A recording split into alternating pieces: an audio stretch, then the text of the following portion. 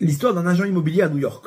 Un Israélien qui a quitté, qui est parti habiter à New York. J'avais déjà raconté cette histoire, vous allez voir comment on peut l'interpréter différemment.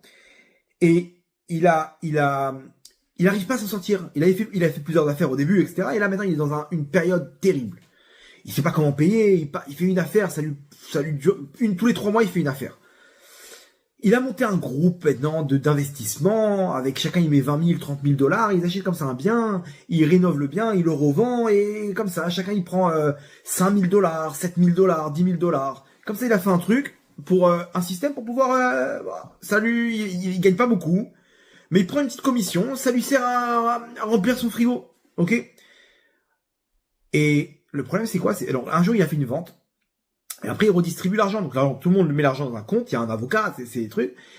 Et après, une fois qu'ils ont fait une plus-value, ils redistribuent, ils retransfèrent l'argent à chacune des personnes. Mais c'est un truc mondial, international, cette histoire. Il va pour rendre l'argent de quelqu'un qui a investi 20 000 dollars. 20 000 dollars. Non, pardon, 200 000 dollars. Qui se trouve au Maroc. Il a gagné, cette personne-là, il a gagné 17 000 dollars. Donc, il faut lui renvoyer la somme de 217 000 dollars. D'accord? Il se renseigne et on lui dit, le compte est fermé. C'est-à-dire le compte, là-bas, quand il s'inscrit, il a laissé le compte, il est fermé. Il voit, vous n'avez pas un contact, un truc, il cherche partout. Et on lui donne comment dire, le nom de son frère qui a fermé le compte. Bon. Il appelle le frère, et il essaie de se renseigner. Le frère, il lui dit, non, il est décédé. Donc, on a dû fermer le compte. Ah, d'accord, ok. Donc, qu'est-ce que tu fais dans ce cas-là? C'est une perte une perte. Il avait de l'argent qui lui revient. Hein. Il est plus là. Donc, qu'est-ce qu'on fait de l'argent? C'est une perte. Elle a l'abandon. Bah, je la récupère. Ok, normal. C'est selon la aussi. Il y a de quoi faire. Bon. Non. Attends. Il voit, imaginez aux 217 000 dollars. D'un coup, t'es refait pour toute l'année, là. Il dit non. 2 secondes. Il lui dit, est-ce que t'as le numéro de sa femme? Il était marié, cet homme-là, oui. Il a une femme, oui. Elle est au Maroc. Tu peux me donner son numéro? Il dit, bien sûr, je donne son numéro. Ok. Il appelle sa femme. Bonjour madame, j'ai de l'argent pour votre mari. Ouais, elle comprend rien, elle le raccroche au nez. Il essaie de rappeler, impossible. Bon, j'ai été jusqu'au bout, hein. J'ai appelé la femme, elle veut pas, elle vient rien entendre. D'accord, bah tant pis pour elle. Je suis même pas au courant, je lui dis, il y a de l'argent pour vous, elle veut pas. Hein, toute personne normale, elle aurait lâché l'affaire, oui ou non? Non, il rappelle l'oncle. Le frère. Il dit, regarde, je t'explique le cas, il y a 210 000 dollars, faut que tu parles à sa femme, faut qu'elle récupère. Waouh, mais quoi, il avait de l'argent de côté, on savait pas, machin, bon bref.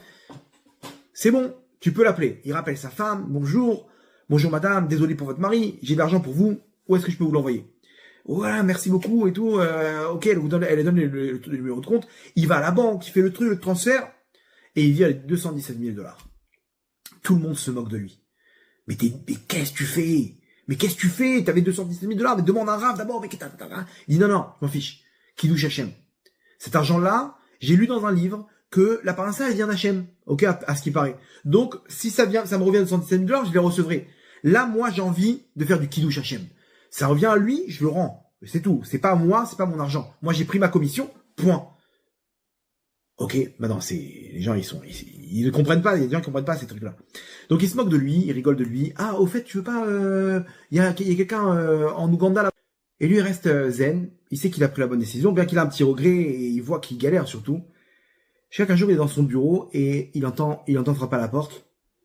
Il regarde dans la caméra de surveillance et il voit les gardes du corps de machin. C'est qui celui-là? Bon, il ouvre le tiroir avec le flingue. Là-bas il y en a qui sont armés. Et on sait jamais, je sais pas si c'est ce qu'ils veulent. Et il ouvre la porte. Et il voit là-bas rentrer un cher saoudien qui rentre avec ses gardes du corps. Il lui t'appelle comme ça et comme ça. Il dit oui. Il dit alors, je dois te parler. Il dit est-ce que c'est toi qui as donné l'argent et 217 000 dollars là-bas à cette femme, la femme de telle personne? Il dit oui. Écoute, cette histoire, elle a fait le tour du monde chez nous. Ok? Dans les Émirats. Elle a fait le tour. On a entendu dire, mais quelle est la personne qui va être droite à ce point de rendre l'argent de quelqu'un qui est mort, une femme qui ne veut pas récupérer l'argent? Écoute bien. J'ai mis longtemps à te chercher, ok, pour te trouver. Sache une chose. Moi, j'ai des biens ici à travers New York. j'ai besoin de quelqu'un, moi je suis pas sur place, j'ai besoin de quelqu'un qui va me gérer mes biens. Et j'ai besoin de quelqu'un de droit. Ok? De droit. C'est tout ce que j'ai besoin. Donc, j'ai besoin que tu gères mes biens. Tu seras le PDG de tout ça, tu vends, tu rachètes, tu vends, tu rachètes, et tu prends 10% de commission et des trucs, des machins, des salaires astronomiques. Il s'est retrouvé à la bouche bée. Ok, juste tu acceptes et c'est tout. Maintenant on parle des fonds d'investissement de milliards de dollars. Il a accepté. Et il s'est retrouvé avec un salaire incroyable tous les mois et des bonus à n'en plus finir. Et comme ça pendant quelques années, et il s'est enrichi. Rabotaï, c'est exactement pareil pour nous. On est là en train de souffrir, en train de se battre par rapport à notre place. Lui, sa place, c'était... Il n'y a pas Hachem, il va exactement me donner ce que j'ai besoin. Personne ne me prend ce qui me revient. Personne ne me donne ce qui ne me revient pas. J'aurai exactement ce que j'aurai besoin dans ce que j'ai besoin en ce moment pour faire ma mission sur Terre. Je reste à ma place. Il est resté à sa place, Rabotaï. Et le Shefa, il est tombé. Et l'abondance, elle est tombée. Pareil pour nous, Rabotaï. On est là, on souffre. On dit, mais attends, mais regarde, j'ai perdu. J'ai fait tchouva. Regarde comment je souffre. Tiens bon, mon sadique. Parce que bientôt, tu vas recevoir le Shefa.